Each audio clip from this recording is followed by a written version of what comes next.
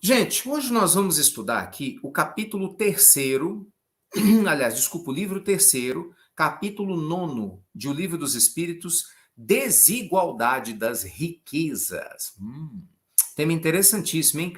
Desigualdade das Riquezas. Pergunta 808. Anota aí então, ó. Vamos lá? Todo mundo juntinho, estudo profundo hoje, ó. Livro dos Espíritos, Desigualdade das Riquezas, ó. Pergunta 808, ó. Vê se você consegue ver aí, ó. 808, tá bom? Aqui, ó. O Livro dos Espíritos. Desigualdade das riquezas. Obrigado, Dani. Dani sempre nos ajudando aqui no registro. A desigualdade das riquezas não tem sua origem na desigualdade das faculdades, que faculta a uns mais meios de adquirir bens do que os outros? Olha a pergunta, hein? A desigualdade das riquezas não tem sua origem na desigualdade das faculdades, que faculta uns mais meios, né, para adquirir bens do que os outros? Quer dizer, Kardec pergunta para os espíritos, peraí, essa desigualdade que a gente tem no mundo das riquezas não é porque um tem mais faculdade do que o outro, mais condição do que o outro? Aí a resposta, sim e não. Que dizes da astúcia e do roubo? Ó, já deu uma chapuletada. Chapuletou Kardec na resposta, e a gente, peraí. Sim e não. Então, existe sim uma interferência das nossas aptidões para construir mais ou menos riquezas, mas também existe uma questão moral, uma questão ética que interfere no processo. Aí, Kardec insiste na pergunta no 808A. Entretanto, a riqueza herdada não é fruto das más paixões. Mas que sabeis disso? Busque a fonte de tal riqueza e verás que nem sempre ela é pura. Sabes, porventura, se não resultou de uma expoliação ou de uma injustiça? Mesmo sem falar da origem, que pode ser má, acreditas que a cobiça dos bens, ainda quando adquiridos corretamente, os desejos secretos de possuí-los, o mais depressa possível, sejam sentimentos louváveis? É isso que Deus julga, e eu te asseguro que o seu juízo é mais severo do que o juízo dos homens. Ai. Olha só, o que a espiritualidade está dizendo? Muitas vezes, a riqueza que a gente herda uma riqueza, sabe? Um parente desencarnou e você herda. Ela pode ser fruto de corrupção, ela pode ser fruto de uma fonte, infelizmente, vergonhosa, e essa riqueza, né, não é justa. Nós vamos ver numa pergunta sequencial que, ainda que isso aconteça, se você não fez nada errado, você recebeu uma herança, a culpa não é tua, a origem dela não é justa, mas você recebeu. Então você não é responsável pelo erro que um parente teu eventualmente tenha cometido, né, para receber, para fazer esse dinheiro. Sei lá, às vezes a pessoa era um empresário, roubou, fez um monte de coisa errada, furtou, enganou as pessoas e ficou rico. Aí pronto, desencarnou e você herdou. Você não fez nada, você não sabe de nada, a culpa não é tua. Então você não tem esse karma. Ponto, isso é fato. Mas você vai ter a responsabilidade, por não ter feito esforço nenhum para receber alguma riqueza, de usá-la com a sabedoria dobrada. Porque você não fez esforço nenhum. Então, se você não fez esforço nenhum e a vida está te trazendo, quase sempre isso é um convite a compartilhar a riqueza mais do que nunca de maneira sábia, ainda mais do que aquela pessoa que fez por onde merecer a construção da própria riqueza. Percebe a ideia? Então, assim, são pontos muito profundos, gente, aqui. Muito profundos. Deixa eu ler a sequência, que a sequência vai aprofundar ainda mais as reflexões. Ó. Se uma fortuna foi mal adquirida inicialmente, os que a herdam mais tarde serão responsáveis por esse fato? Que eu acabei de explicar. A resposta. Certamente eles não são responsáveis pelo mal que os outros hajam feito. Sobretudo se ignoraram o fato. Mas fique sabendo que muitas vezes a fortuna só vem ter as mãos de um homem para lhe dar oportunidade de reparar uma injustiça.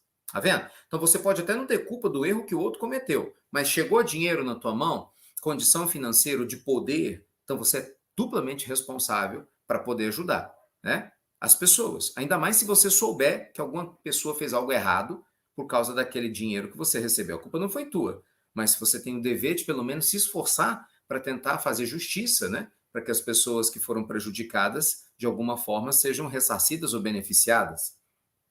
Feliz dele, se o compreende.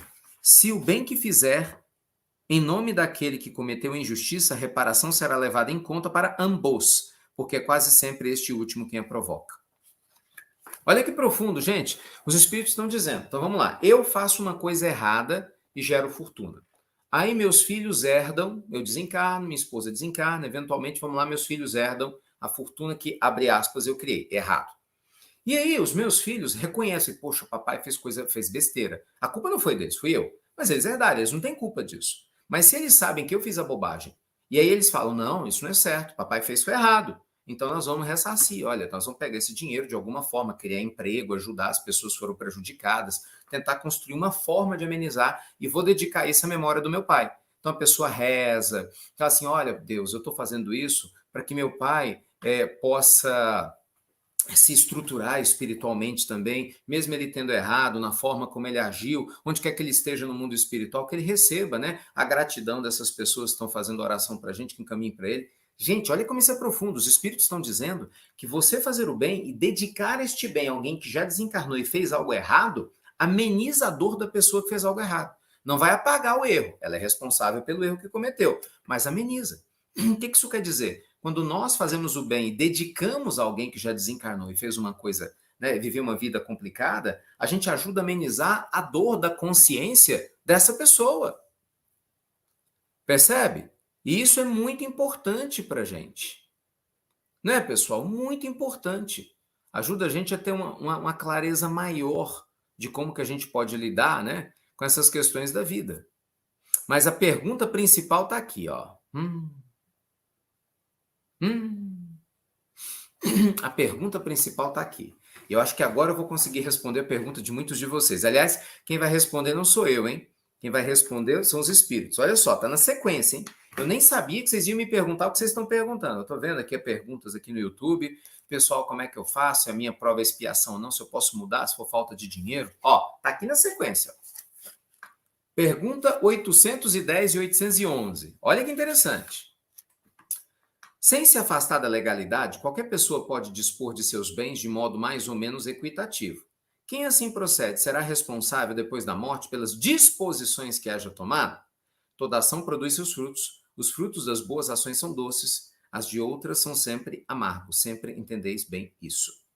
Então veja bem, gente, se você que tem algum recurso financeiro, você se organiza aqui na Terra para gerenciar bem esse recurso, depois que você desencarnar, quer dizer, você educa seus filhos, educa sua família, canaliza o bom uso do teu dinheiro, mesmo no mundo espiritual, você vai receber os louros, a vibração positiva da forma responsável como você agiu aqui. Olha como isso é importante, hein? Olha como isso é importante.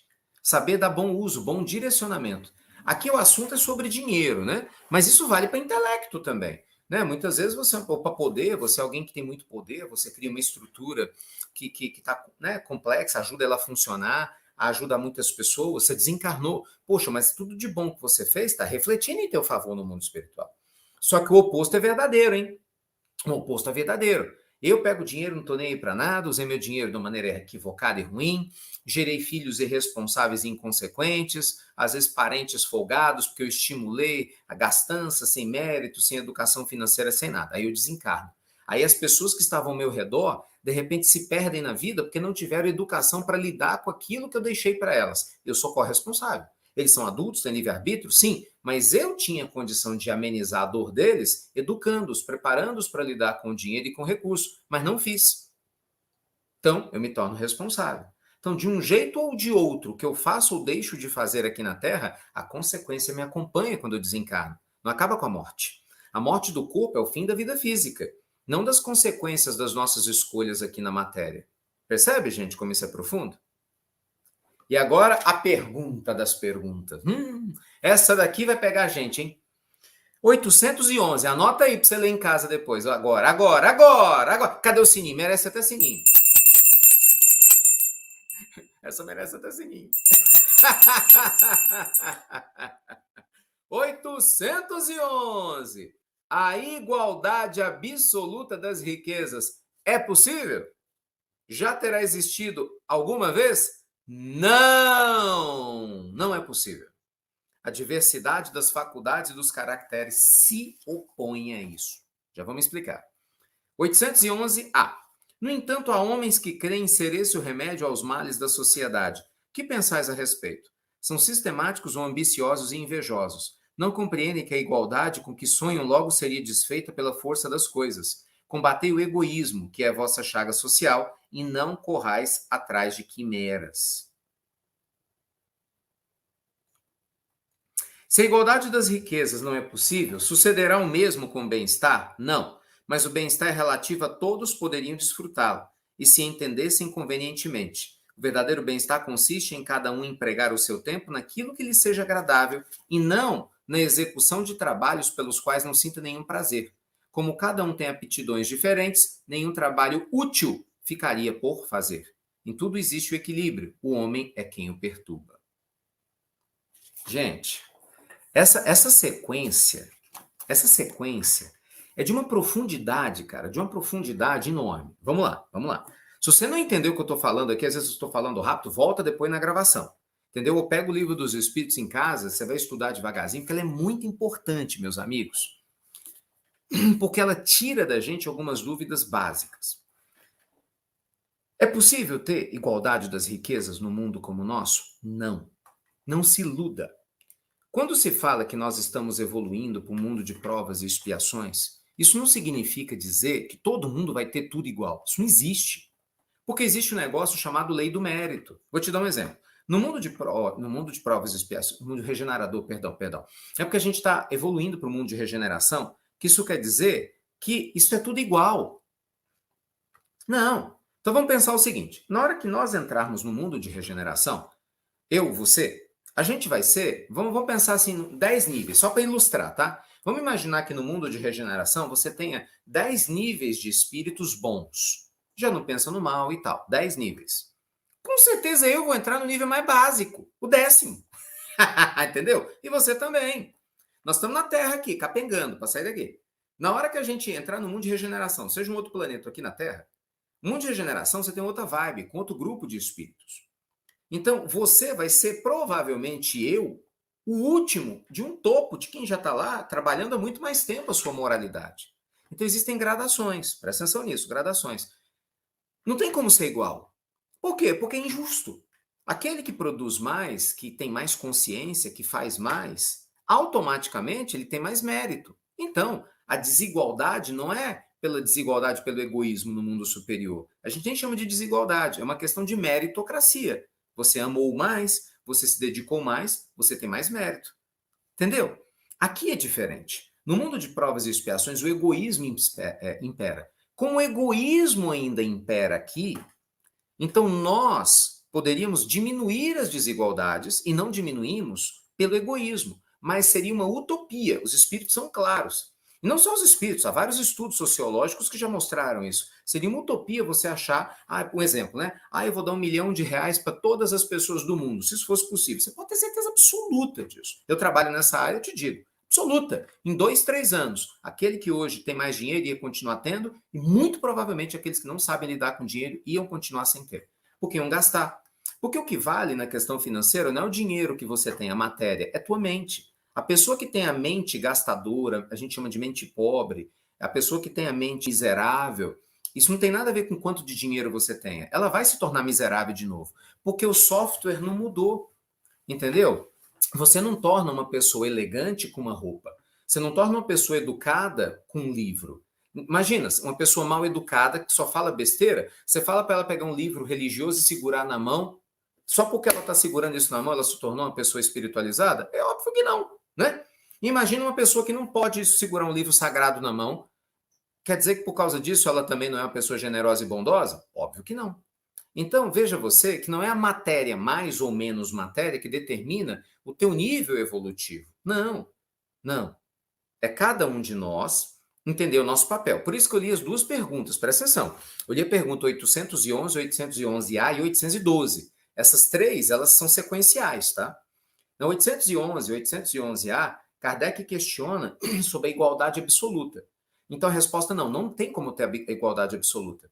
Aí ele pergunta, mas e bem-estar? Olha como ele é sábio, gente, como Kardec era profundo. Né? Ele vai, já naquela época, né? Onde ele vai e pergunta, mas peraí, mas nem o bem-estar é possível? Ele, opa, não, bem-estar é. Porque bem-estar não depende de fortuna. O bem-estar depende de você encontrar o seu lugar no mundo. Olha que coisa mais linda. O bem-estar depende de você encontrar o seu lugar no mundo. Se você encontra o seu lugar no mundo, você vai ser feliz. Agora, é óbvio, se é um mundo justo e equilibrado, eu posso encontrar o meu lugar no mundo numa profissão que eu ganhe relativamente pouco. Mas o pouco vai me dar uma vida digna. Eu vou conseguir pagar meu aluguel, ter minha casa, pagar minhas contas. É um pouco diferente, por exemplo, de uma outra pessoa que pode ganhar 10 vezes mais do que eu. Mas no mundo justo, aquele que ganha menos tem tudo do básico, entendeu? Então, a gente tem que entender que a gente não vai criar um mundo justo fazendo com que todo mundo tenha a mesma quantidade de dinheiro. Isso é uma estupidez sem tamanho. Desculpa a honestidade da fala, mas é verdade, né? Não tem nada que comprove isso. Pelo contrário, as falas são opostas. Nada. Todas as experiências, inclusive, que já se tentou fazer sobre isso, só gerou morte, muita morte, diga-se de passagem, né?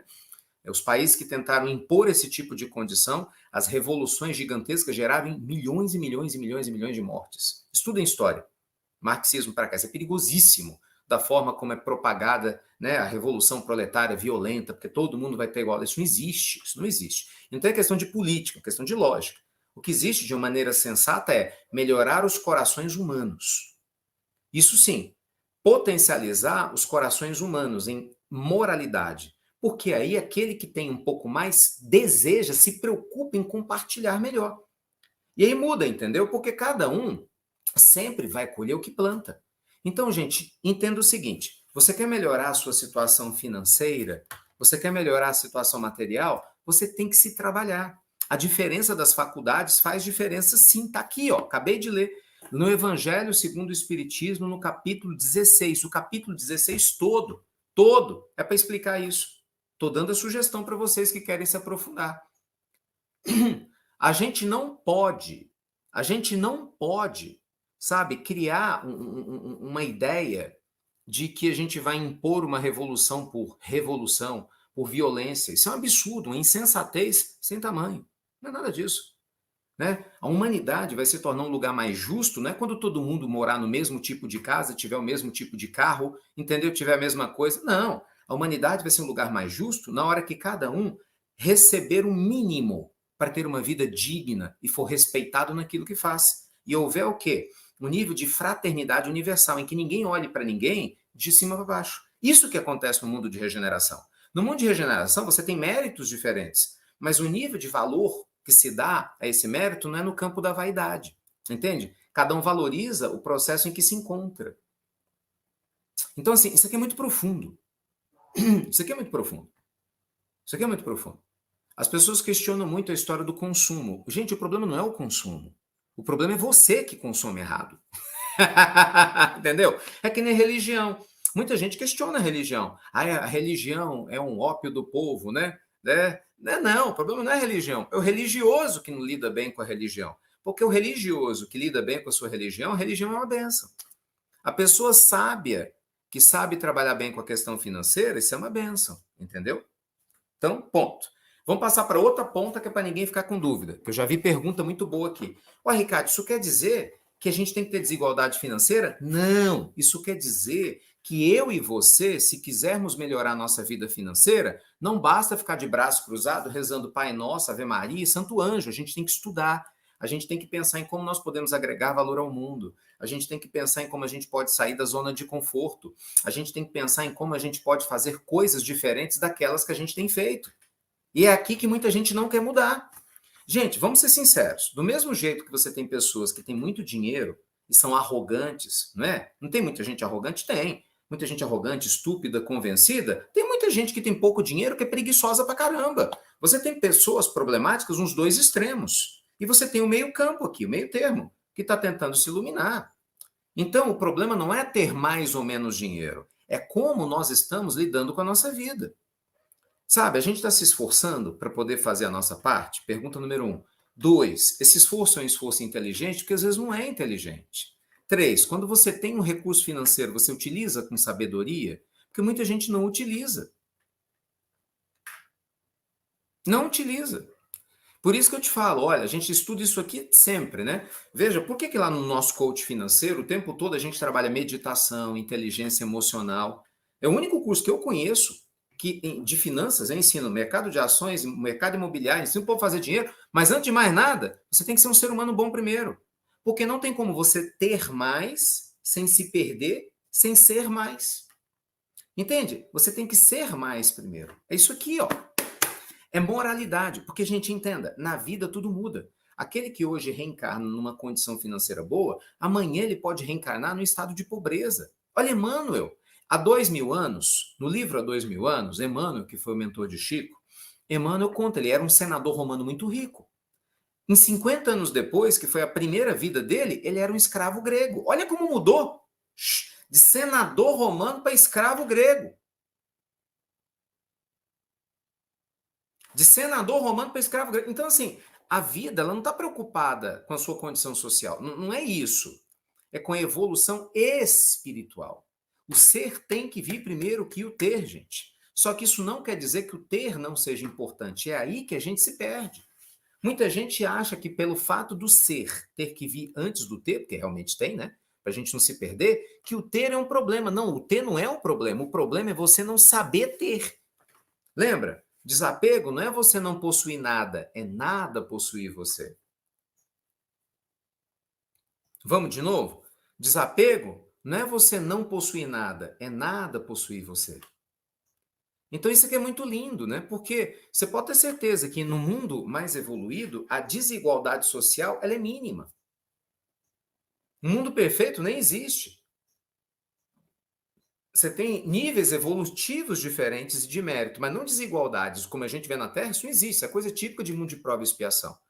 Então, à medida que a gente vai evoluindo espiritualmente, a gente aprende que espiritualidade e riqueza têm que andar juntos. Eu falo isso para vocês há anos. Aqui, de novo, outra vez.